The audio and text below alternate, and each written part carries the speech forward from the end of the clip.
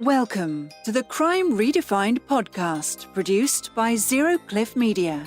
Coming to you from the US Bank Tower, high above downtown Los Angeles.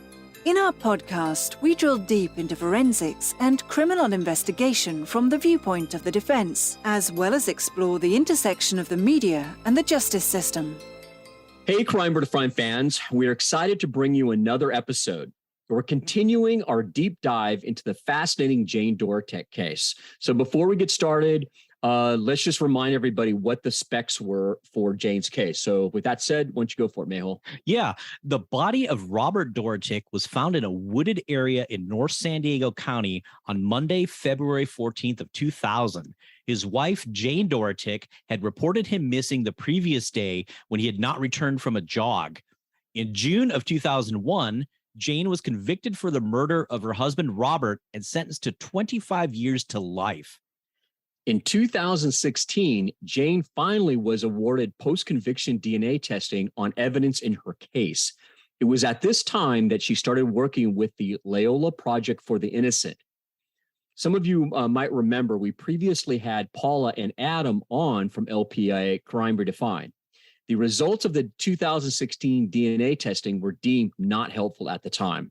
While LPI continued to work feverishly on Jane's case, she was granted a temporary release from prison due to COVID in April of 2020. Meanwhile, additional post-conviction DNA testing was performed, and LPI was developing lots of new evidence. Jane's conviction was overturned in July of 2020. Unfortunately, Jane's ordeal was not over, however. The DA's office decided to conduct DNA testing of their own and pursue retrying Jane. After a lengthy preliminary hearing, a new trial was imminent. On the eve of the trial, the DA's office folded their cards and announced that they were dismissing the case. Well, our interview guest today in this section of the series needs no introduction since it's me.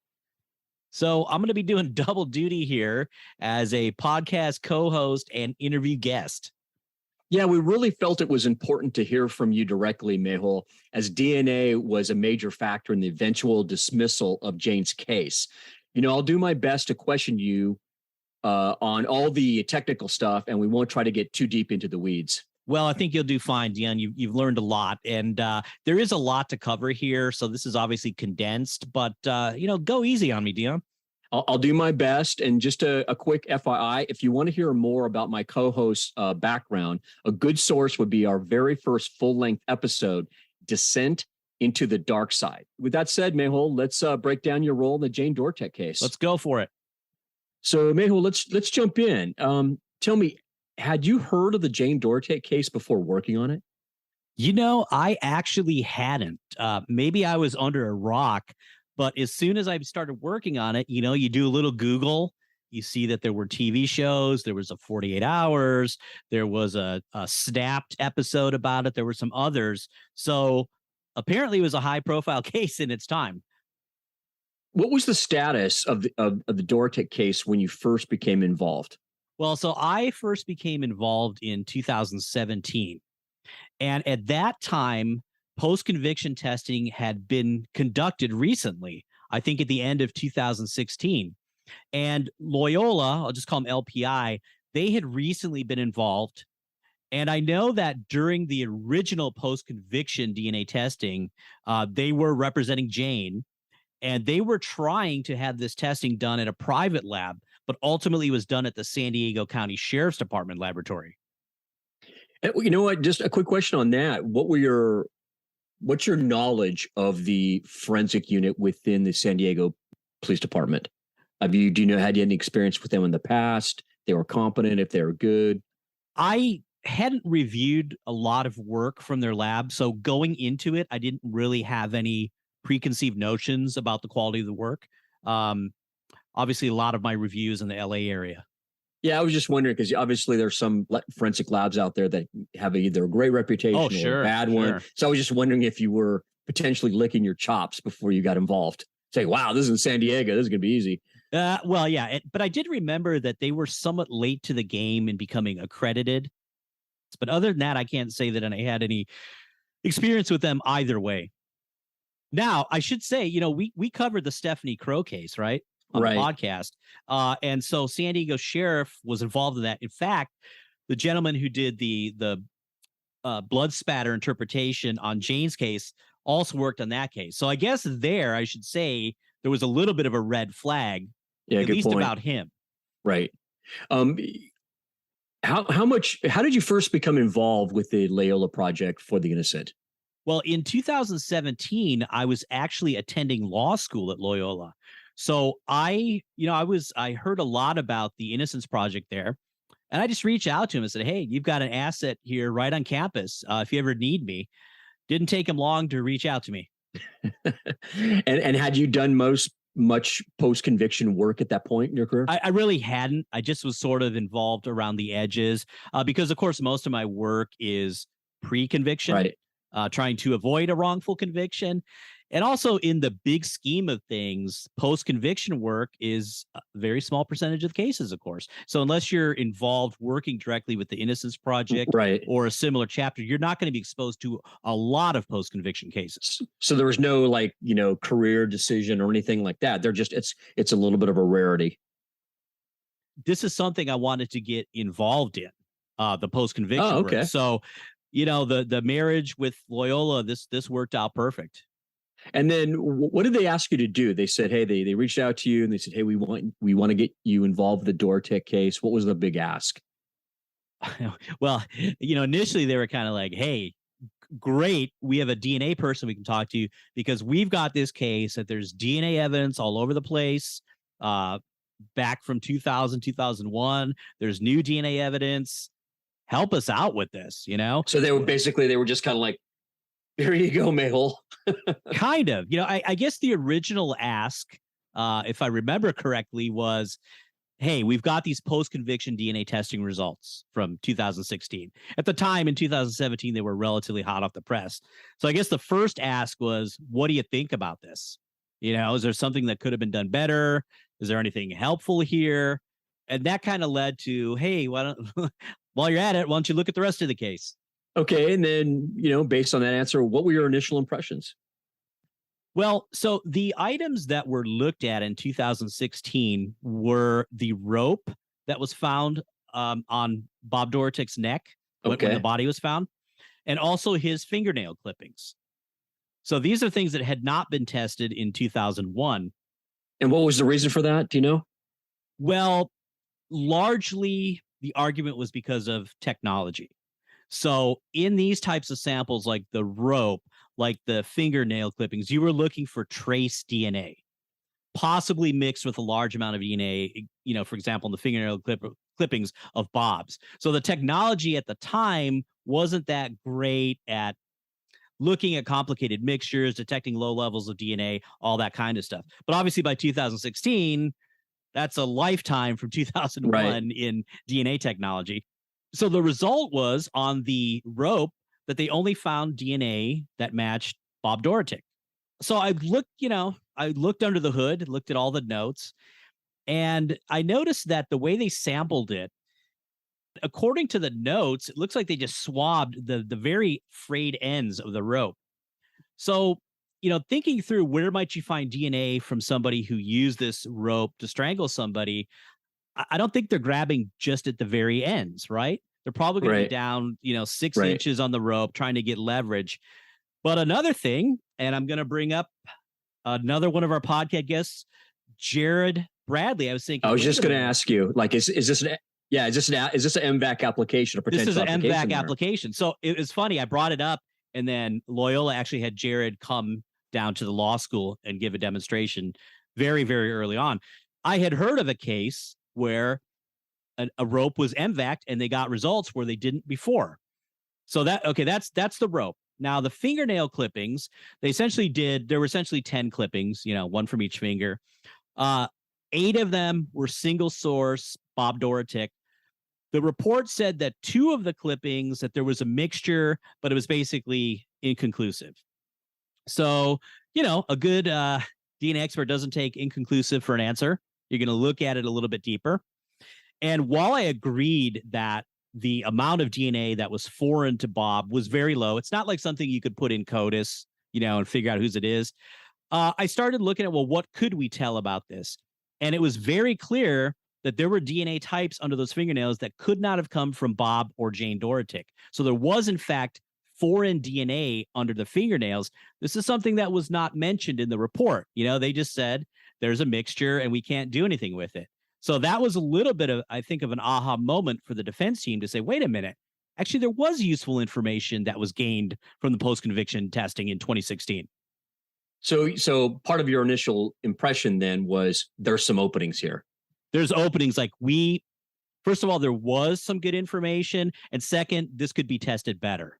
Obviously, if you're going to go back to the court, if you have an argument that there's new, better technology, you're going to do a lot better than just, hey, we don't like the way they did it. We want to do it again. So that made it, I think, a little bit easier to sell. For the judge to accept it. I want to go back.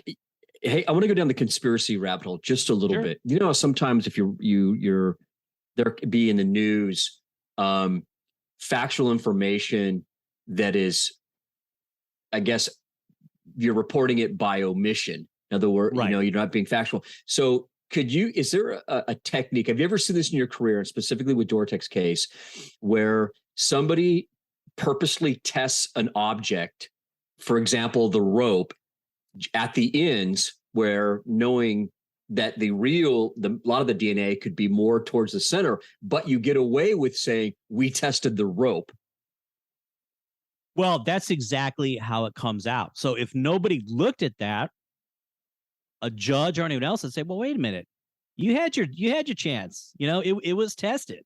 So we've talked about this before. Could that be a lab's reluctance to get anything that's counter to the prosecution? Maybe, I don't know. That could be a conspiracy. Or could it just be there's degrees of care in DNA testing, right? It might all be somewhat the same once it's in a test tube, but how you examine that evidence, how good are you looking for something? I mean, I have cases post-conviction that we go back and look at it where the original analyst said there was no blood, and then you find blood. So how good is somebody looking? Now, what is their motivation for maybe not doing a thorough job? I can't say. I can't get in someone's head. Well, I was also getting into maybe the judge a little bit, because you're obviously brought onto a lot of cases with attorneys that their knowledge of DNA is obviously not yours. That's why you're brought on, right? Okay, well, couldn't that be that same concept be applied to the judge? If he's not well versed in this, and he hears that the DNA tested the rope, but you as a specialist say, well, where did you test on the rope? So in other words, they're kind of gaming it a little bit, potentially gaming it a little bit by saying, yeah, judge, we tested the rope. And the judge is going, well, hey, defense, they said they tested the rope. We should move on. And then you come on board and say, hey, you need to, what part of the rope did you test? Yeah. And this goes a little bit to discovery, like just looking at the 2 or 3 page report doesn't tell you the whole story. Doesn't tell you how the rope was sampled, how well you looked.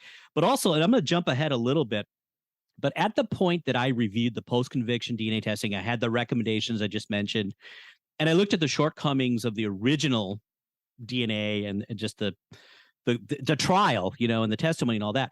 What I had to do is not just, give a one sentence to the judge about, hey, you should test it. I wrote a declaration, and that declaration was 35 pages long, and it spelled out precisely what was the meat behind my opinion. So you're giving a little bit of a tutorial to the judge of, hey, this is why we're going to do it. Exactly, because they have to learn this as well to make an informed decision. Or I think you're right. They're just going to go with what the report says. And exactly that. Well, you had your chance. Too bad. So there has to be some education if you want to get that end result. So ultimately, after I gave my input, 2 things happened. Loyola filed a petition for habeas corpus, which is basically, this is all the reasons why we think this conviction's no good. And at the same time, they filed a motion for post-conviction DNA testing, which included the rope, but it also included some other items like Bob's clothing. Is that a hard get? A post like that request? Yes. Is that hard to get? It is rare to file a habeas. And in this case, there were several prongs about what was wrong with Jane's case. And, the judge looked favorably on, I think, all or most of them. And that is rare. because the judge may look at that and say, we're not even going to have a hearing. Get out of here with that crap. So he took notice to the petition, and obviously he ultimately approved our motion for post-conviction DNA testing. And I was actually in the courtroom when he approved it, and he was very much like, let's get all of the biological information we can. You guys can fight it out as to what it means later, but why not get as much information as we can, particularly if we've got these new tools? Gotcha. And then what was the next step after all of that review? Well, okay, so now I have to talk a little bit about the original trial and the original work. So there was DNA testing done in 2000, 2001. San Diego Sheriff was at the time using what is now an archaic type of DNA testing. It was described. Just like give me an example of archaic. Yeah. So, well, what was in vogue in 2000, but they were only looking at, a few genetic loci. It wasn't particularly sensitive, meaning you needed a lot of DNA. It wasn't all that discriminating. In other words, you were getting numbers like 1 in a couple 100,000. You weren't getting the 1 in a septillion, right? That kind of stuff. So, and as a matter of fact, there were additional samples that the prosecution wanted tested before the original trial. They sent it out to a private lab who had sort of the next evolution of STR testing that was a little bit more sensitive, a little bit more discriminating. And then what was your involvement with the new post-conviction testing? Well, I guess I got to fill you in here a little bit about some of the other problems with the original testing, because this is important. So when I was writing that 35-page declaration, I looked back at the previous DNA work, court transcripts, police reports, the whole enchilada. So I just want to read to you the prosecutor's opening statement in the original trial. Now, the evidence will show that all this blood that has been described to you, the observations made in this bedroom, that it was all sent out for DNA analysis, and it all came back to Bob Dorotik's blood. Okay, so we've had a little bit of background, the idea that crime scene unit goes into the Dorotik's bedroom, they see some blood. Okay. So then this is collected. There's 20 areas, what they call them observations. So different areas around the bedroom where they said, hey, here's something that looks like blood. So prosecutor goes in and says, well, listen, we collected all that blood and we tested it, and it all comes back to Bob. Problem was, and this was very obvious to me once I read the documents, only about half of the samples that were collected actually went to DNA testing. What's worse is that some of the samples didn't go beyond a presumptive test for blood, so they were never determined to actually be blood. Be blood, right. So that is demonstrably false evidence that was presented in the trial. Now, here is the most egregious example. In one of these observations, it was a brick wall, and according to the lackluster documentation, there were several stains. There was a sample collected from that group, and at the scene, it was presumptive positive for blood. I should explain what that means.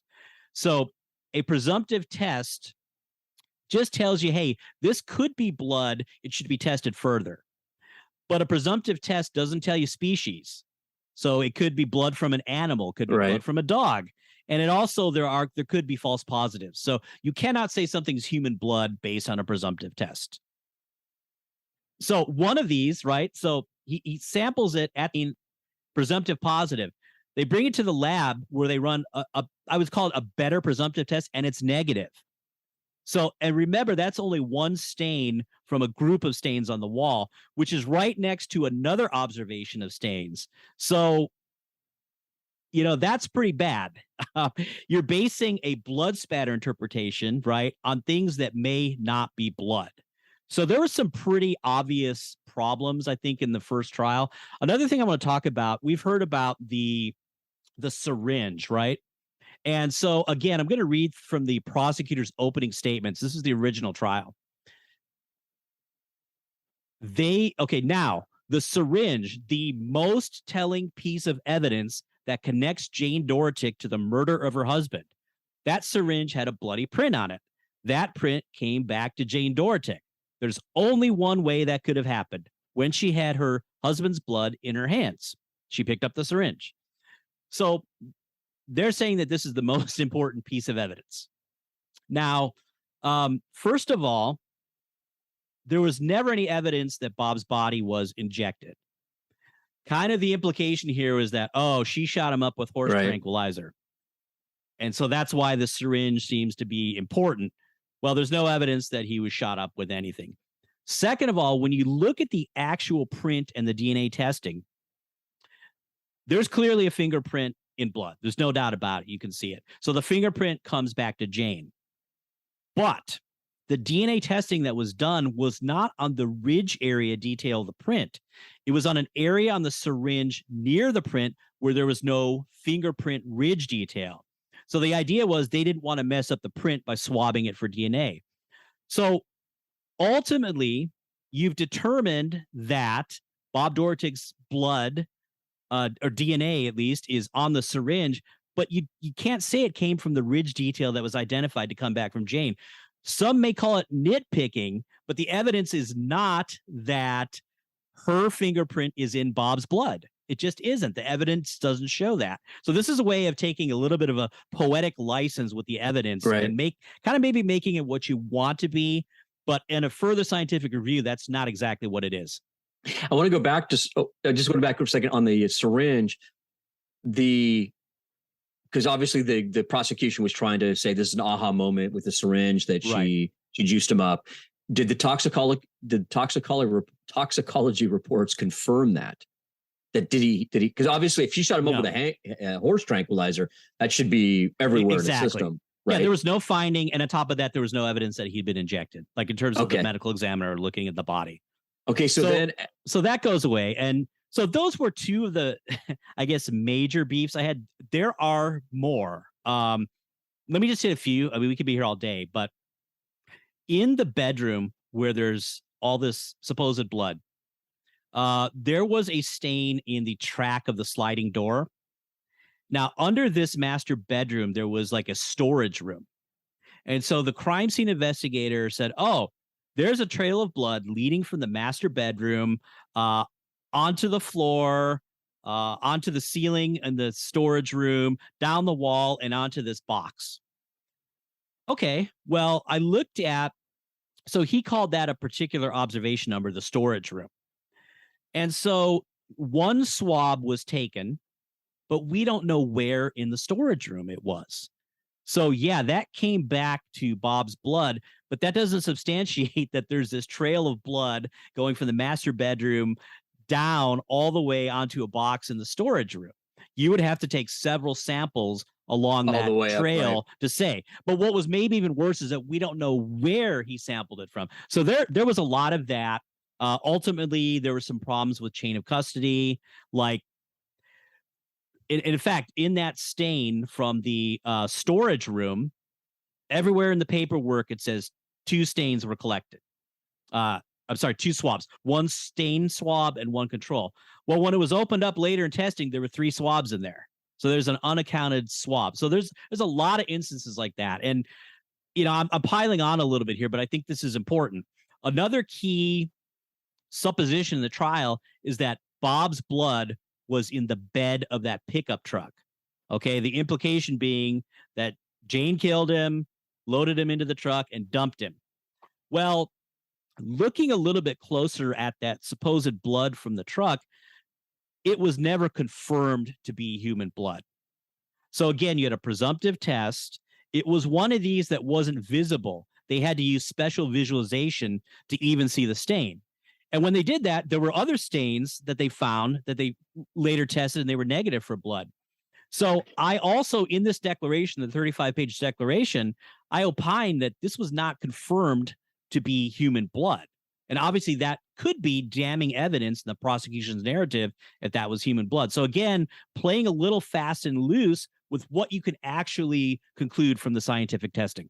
Right. I'm getting a lot of conviction by insinuation, meaning that they were just going for these emotional moments on the jury to say, wow, how can you explain this? And there was this blood trail down the wall, and there's blood in the back of the pickup truck. And it's, like, in other words, painting this picture, this mosaic of like blood was everywhere. I mean, I'm not here to defend Jane or anything, right. Or anything else, but this is a working ranch, so, you know what I mean? There's going to be, as guys as that sounds, I get nicked up around my house sometimes just doing silly things. I couldn't imagine, working ranch, dealing with horses, there's going to be nicks and cuts. Well, you make a good point. But on top of that, defense showed evidence that Bob recently had a bloody nose and that he'd cleaned it up in that bedroom. On top of that, there was evidence that they had 2 dogs that were bleeding.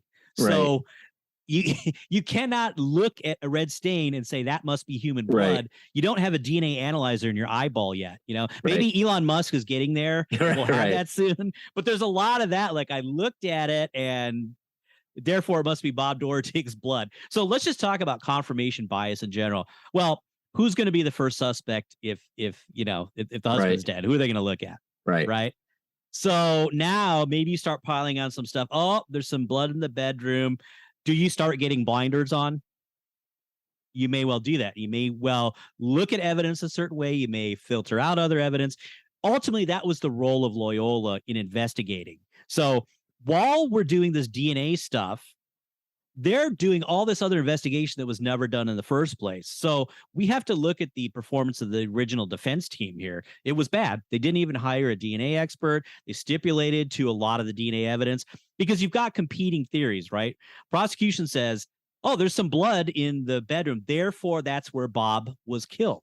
Right. And ultimately, in the original trial, they just punted on the DNA. They stipulated to it and said, yeah. And then they came up with this crazy explanation. Well, it wasn't Jane, but it was actually her daughter, Claire. They threw that crazy Ivan in there. But if you do some investigation, because the other theory would be Bob is out jogging and that's when he was killed.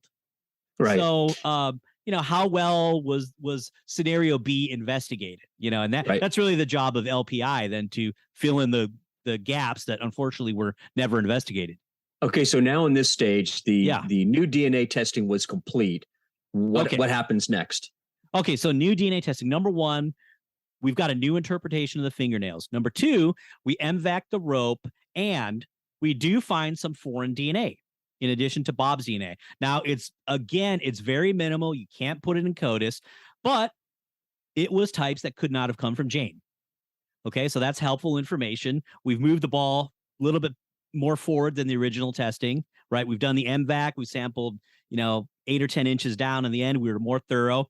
And then also, we took a look at some of Bob's clothing and we did the MVAC because we weren't looking for bloodstains. We were looking for any, if there was a confrontation, did somebody leave DNA behind on the jacket or on the socks or all of this? And I will say that an MVAC can cut both ways for a criminal defendant. Because if that person's DNA is there, that MVAC's going to find it. Right. So it probably says something to a criminal defendant who's willing to say, yeah, take Jared's gizmo, suck up all the DNA you can. So ultimately, the findings were that on Bob's sweat jacket, which was the first piece of evidence that was found before his body was found, Jane is excluded. There are mixtures of DNA. She's not there. On the cuff of that jacket, there was a partial profile that if you assumed it was from a single contributor, Jane is out and possibly could actually be compared to somebody. So you've got absence of Jane's DNA on the socks, on his jacket, and then you've got a new twist, I guess, on the fingernails. So that's kind of where the state of the new evidence was. So now at this point, what do you do? I think that was your next question. Okay, so now there has to be a hearing on whether or not Jane's conviction should be overturned, right? So all this DNA has to be presented. Yeah, the judge has seen the report, but again, the prosecution is going to want to cross-examine them and all of this kind of stuff. So we're prepping for this hearing, and I'm going to testify. Obviously, I'm kind of key in this. So I can remember, working with Paula a few days before, even the night before, all of a sudden we get all of these emails from the prosecutor, and it's all of these QC, quality control problems with individuals in the laboratory. It's like a big data dump right before the hearing. I think the night before. Day of the hearing comes. Prosecutor stands up and says, you know what? We agree that the conviction should be overturned. And there was some, I just want to read from you what the DA said. So the district attorney's office said newly discovered DNA evidence developed from advanced technology unavailable at the time of the 2001 jury trial led the DA's office to concede Dorotik's petition, thus reversing the conviction. There was also a statement, I don't know if I have it handy here, but the prosecutor flat out said, we received new information about some problems with the laboratory techniques and the analysts. So that was a part of it as well. Now, of course, the prosecution can retry Jane if they want to. So I'll turn it back to you. So do you think there was a little bit of CYA? I mean, what was the motivation behind that dump and that admission? Well, which leads to my next question while you ponder that. And that is, why do you think the DA's office wanted to pursue the case after conceding the conviction should be overturned? Well, a couple of things. I think it's ego. That's my 2 cents. Well, if a defense team doesn't ask for something, you're not going to get it. With regards to these problems with the DNA laboratory. Now, is the timing suspicious? Wait, but did you guys actually ask for it? Of course. Okay. Of course. Okay. I thought maybe that your 35-page, I guess, review of the case kind of scared them straight a little bit. Well, okay. So, I mean, 2 things. If you get the dirty laundry in the lab sort of the night before the hearing, is that sandbagging? There was a lot going on here. I mean, at one time, I think the prosecution, they lost their case file. The whole thing's a mess. But number 2, what they wanted to do after the conviction was reversed is they wanted to try to fix some of the things that I mentioned in my declaration. In other words, things that had never been tested, that part they could fix, right? You could just go back and retest it.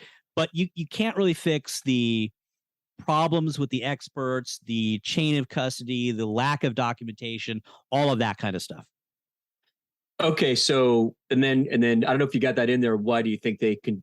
Okay, so you're thinking that they decided to pursue after conceding is to try to fill in some of these potholes in their I mean that was sort of the official statement too. Let's see if I have it here.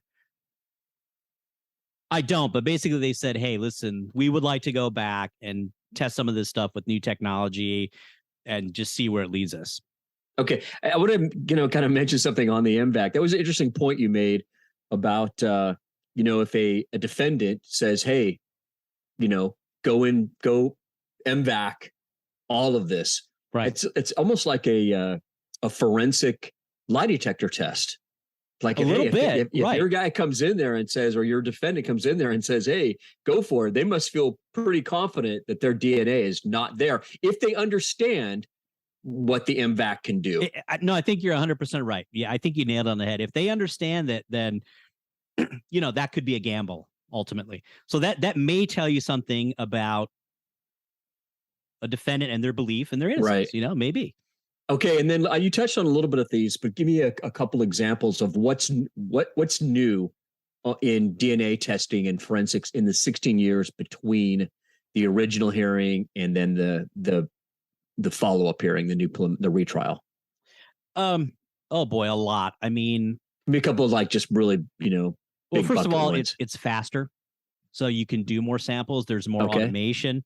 The testing is more sensitive, so you need less DNA to get a result. That's probably one of the bigger things, right? That's really one of the bigger things. But more importantly, so there's the testing in the lab, but the sampling is improved because of the MVAC. So you can get more DNA in the first place to try to analyze. Now, I should say a lot of the samples that they went back and tested from the bedroom and around, they didn't need advanced testing. They could have done that, in 2001. I mean, if you have a lot of blood or, I shouldn't say a lot of blood. If you don't need much blood to get a DNA result because blood is very rich in DNA. Right. And then what was the new DNA testing the DA's office initiated? Well, like I say, basically to fill in a lot of those holes. But at the same time, I was present during the DNA testing, and there were some things that. Real quickly, where did that take place at? This was another private lab in Northern California. Okay. So I was there to observe, but then also I was able to weigh in on, are there some stains that, we wanted to have a look at. So here's an example. There was a pillow sham on the bed in the master bedroom. And in looking at it, there were several stains that looked like blood. Some were positive, but some were negative. And so, that kind of goes into the interpretation of, well, how much blood is actually in that room? Obviously a lot of things look like blood, et cetera, et cetera. And then also there were a few things that were on the bedside table that had not been tested previously, like stains on a lamp, stains on picture, that they either tested negative altogether for blood or human blood was not detected. There was one stain that was on a ottoman that basically it tested positive presumptive for blood, but it wasn't confirmed to be human blood. And there was strong belief based on photographic evidence that that was an example of dog blood. So that kind of showed that there was, as you pointed out, other sources of blood in that house and in the master bedroom. And then let's move on to the preliminary hearing. Why did that take so long? Well, two reasons. One is at this point, Loyola had done an exhaustive investigation and they had called the prosecution to task. And presumably the prosecution did some more investigation to try to fill some of the holes. So this was like a battle royale. There's a lot of forensic testimony, whereas none of that was really challenged in the original trial. Now we were going to pick at every little problem. Right. Number two, and I don't know if this is out there, but on two occasions, defense attorneys from Loyola had injuries that kept them sidelined for several weeks. So it was a combination of the two. And then some part of this trial took place during COVID, didn't it? Well, that didn't help either. So my role, I ultimately did not testify at the preliminary hearing, but I listened to the testimony of several of the experts, and I just did that through the web because of COVID. They're trying to keep down the number of people in the courtroom. And then I helped the attorneys, question those witnesses. Great segue. And then what was your role in the preliminary hearing? Yeah, so I pretty much said, so basically help the attorneys in their questioning of the witnesses, listening to the responses, and then giving them feedback about, based on what they answered, what to ask them next, or that kind of thing. So I was available to testify, but the decision was made not to have me testify. Now, I think Aleda explained a preliminary hearing a little bit, but essentially the bar is low to hold somebody over for trial. So very often in criminal cases, these are, a couple hours, one day, something like that, and the DNA evidence may not even come in. And then what was the outcome of the preliminary hearing? I would say that there were a lot of bombshells, actually. For example, the blood spatter person, he fell apart in the stand under cross-examination to the point where the prosecutors basically said, we're only going to have this guy testify to limited scope and not expertise. All right, let me stop you there. You dropped a little bit of a bomb there because you don't hear these, because that's a Perry Mason moment. Hopefully a lot of people will get that reference. What does falling apart look like? Here's trial strategy. That should not have been a Perry Mason moment, because the prosecution was put on warning months and months before about all the deficiencies in the work. They had to know that this guy was going to get crushed on the stand. And what's interesting is, and I think this is during prelim, if not, it was shortly after, the prosecutor said, oh, we got problems with this guy. Let's hire somebody else to look at his work. Well, guess what they said? This guy, this isn't right. He didn't follow all the procedures. I want to go back real quick to that 35-page declaration I wrote. I hit on a lot of things, but one of them is you look at pictures of this guy at the crime scene. He's not wearing gloves. And this is in 2000. Oh, and man. The funniest picture I saw, well, not funny, most pathetic picture, is he's holding up a picture of the carpet that's wet and supposedly has blood. He doesn't have gloves. There's a guy standing right next to him with gloves. So obviously he knew better. So, there's that as well. That's a good point, because your 35-page declaration, you were telegraphing all your punches. They knew what was coming. There should be no surprise. And not just that, Loyola's, oh my gosh, their habeas petition was like 500 pages long. I mean, this thing was exhausted. Did you watch when he was on the stand? Were you there? When the San Diego forensic person was on the stand, were you there? Were you watching it? Not the crime scene guy. No, I was not. Okay. Listening. I had so many other DNA experts to listen to. And then what was the timeline? Where were we in the timeline of the case at this point? Yeah. So once the preliminary hearing is over, we're now in early 2022. So Loyola, at the end of all that, with all the stuff that came out, they, of course, filed a motion to dismiss, but that was not granted. So at that point, it's like, okay, we're going to trial. Now, originally, I thought the trial would be end of the year, but all of a sudden they're like, no, the judge is like, we're going to go to trial like in 2 weeks. So, well, it ain't over till it's over, Dion. So was that normal though? That turnaround of a 2-week turnaround, is that normal? No, that was surprisingly fast. But on the other hand, look how much litigation and work had been done already in the prelim. It was essentially a mini trial. Point. So in some regard, maybe it was better for the judge and maybe the attorneys just to get right to it before the stuff was not fresh in their mind. All right. So things look bad, right? Jane's got to go to trial again. Although you'd question why, right? All these bad facts came out. It's like, well, why would you take this to a jury? Well, before a trial, there's also pretrial motions. And a few of them had to do with what evidence will come in. And there were issues, not just with the crime scene guy, and ultimately there were rulings that were very favorable and limited that testimony tremendously. But also we heard about the tire tracks a little bit earlier, and there was a ruling that kind of crushed that. So at this point, going into trial, the prosecutor was severely weakened as to what evidence they could put on, thanks in part to the good work of the defense team. So it's at that point they finally said, on the eve of trial, by the way, again, last minute thing, hey, you know what? Case dismissed. And then why do you think that the charges were ultimately dropped? I think it took those 2 pretrial rulings to really put it in their face that you're not going to have this evidence. On top of that, you already know what the attack is going to be on the other evidence. So that was just too much I mean, like I say, some would say they could have made that decision earlier, but that is what it was. And ultimately they realized there's no way they can put on a case to convict her here. You know, to wrap up, let's Monday morning. Well, I'll ask you to Monday morning quarterback yourself. What lessons did you learn from this case? And is there anything that you would have done differently? Well, I think that number one is make sure you get a good defense attorney if you're in trouble. Serious, because this is what I see in post-conviction testings very often is that there was just not good representation in the first place. There wasn't investigation. There was punting on evidence. So that's number one. That seems to be a reoccurring theme. It does. You see all these cases that are, it's sad. We've had, obviously Fernando on, who was, and then we've other cases that are in the news, and you see this over and over and over again, that the original defense team, I hate to say it, but they just dropped the ball or weren't really engaged. Oh, big time. This is part of the reason I do what I do, because I get attorneys that come to me all the time. They're like, help with square one, help me understand what this even means, much less how we're going to defend it. Other lessons here are, this was a great expose on forensic science in general.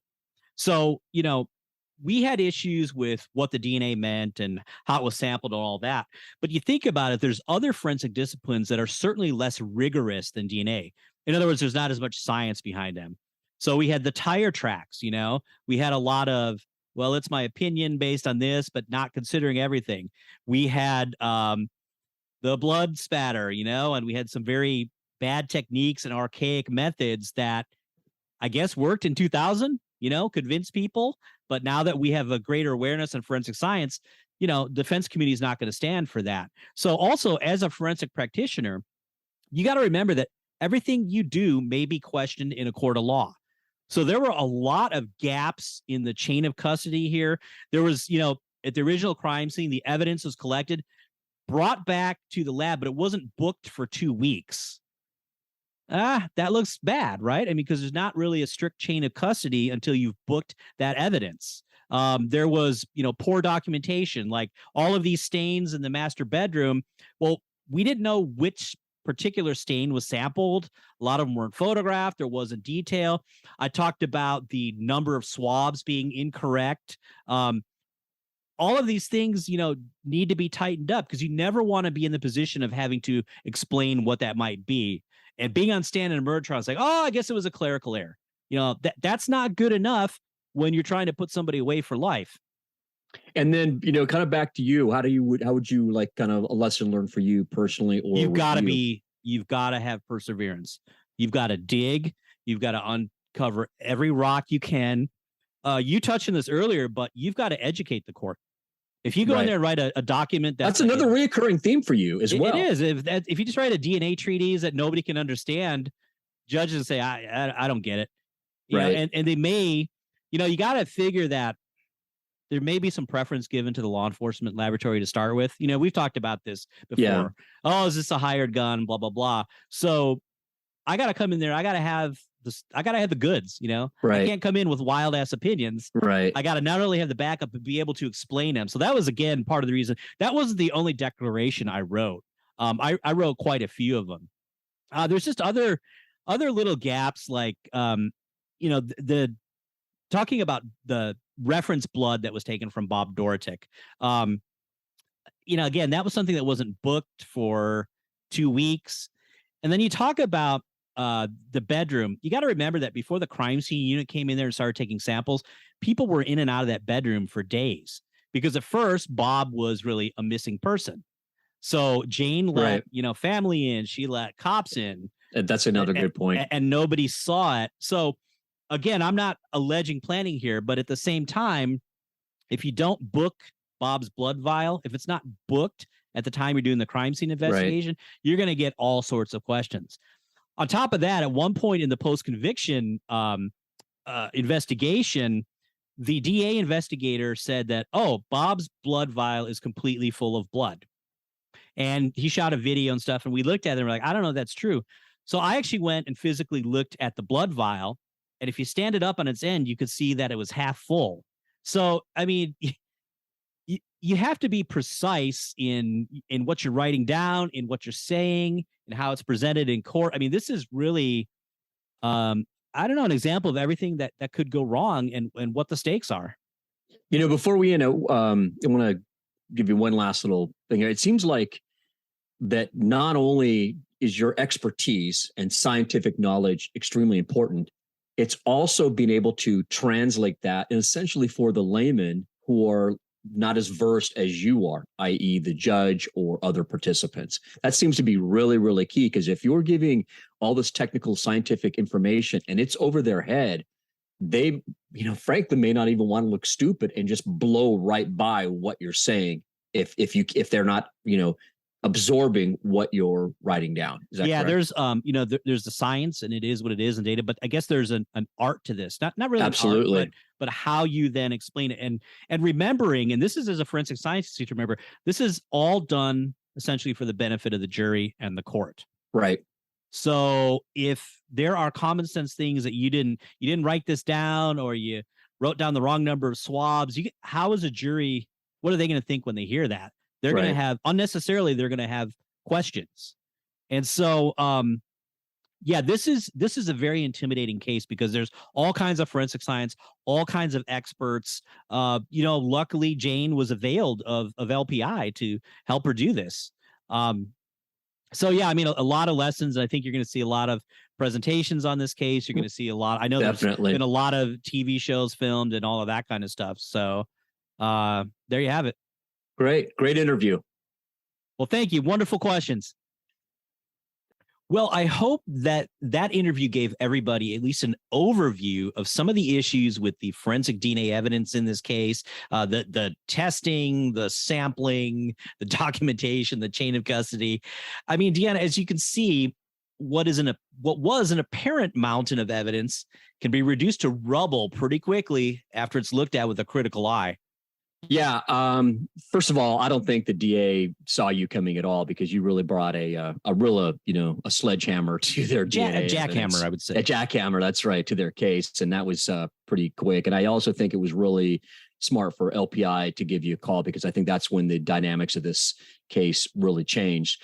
And having said that, we would need probably several episodes just with you alone to go over all of the twists and turns of the DNA, because all the forensic evidence, because it literally goes from Jane's bedroom all the way out to the crime scene where they found his body. And there was a trail just, but how long it was, at 7 miles long from the house to where they found him at, that you'd have to go over. So it would be there's a lot here. It was really overwhelming. Yeah, it's hard to condense it. Even just if you just keep it to the DNA and that kind of thing. I mean, I did an interview not long after the dismissal, and I mean, I talked to them for like 2.5 hours, and I think we could have went all day. But this was definitely a very rewarding experience to work side by side with LPI and have a chance to really thoroughly vet a case and just expose all of the possible issues and look at them, kind of under a microscope, so to say. But what's scary, Dion, is that, I mean, how many cases, well, most cases don't have the benefit of being looked at this closely. Yeah, I did what probably a lot of people do in these situations. You kind of put yourself in the defendant's case of how you would handle it. And I will just say this: if you don't have a good team behind you, especially if there's going to be forensic evidence, someone like you involved, I mean, you're in a lot of trouble. Yeah, I mean, some people, some defense attorneys, they panic when they see DNA evidence. And I think that's what we saw in the first trial here. And, we talked about confirmation bias, like prosecutor. Oh, okay, the first suspect is the spouse. And then you see some evidence, you start maybe getting tunnel vision. But it could be the same on the defense. If they see a bunch of DNA, they might be thinking, okay, we just have to accept it as what it is. And then maybe the investigation isn't as strong. So, that really works both ways. So I enjoy giving input on these cases, and I really treasure the opportunity to be involved in, trying to right some of the wrongs of the justice system. Yeah, that was disappointing to hear her experience with the first case, but it just didn't seem like they could be bothered with doing any kind of a deep dive into investigating the forensics of this. And it just seemed like they almost convinced themselves of what the narrative is, and then they just ran with that. Right. I mean, I guess partly a sign of the times in that I think forensic science, I think the defense community has been opening up their eyes a little bit to not just take the lab's word for it and kind of peel back those layers. That's a good point. And really scrutinize it. So that's an excellent trend for sure in the justice system. Well, thanks, Mehul, for being on the hot seat today. It's pretty painless. Good. I'm glad you enjoyed it. We hope all of our listeners are enjoying this series on the Jane Dorotik case. And we just want to, once again, we always want to thank our audience out there. We appreciate all your downloads, your listens, your likes, etc. And they're truly appreciated. So if you want to check out all of our episodes, you can do that at Crime Redefined. And we can't wait to bring you the next installment in this series. Yeah, looking forward to it. Thank you for listening to the Crime Redefined podcast. Like us on Facebook and follow us on Twitter at Crime Redefined. Please send us your comments and questions and join us for the next episode.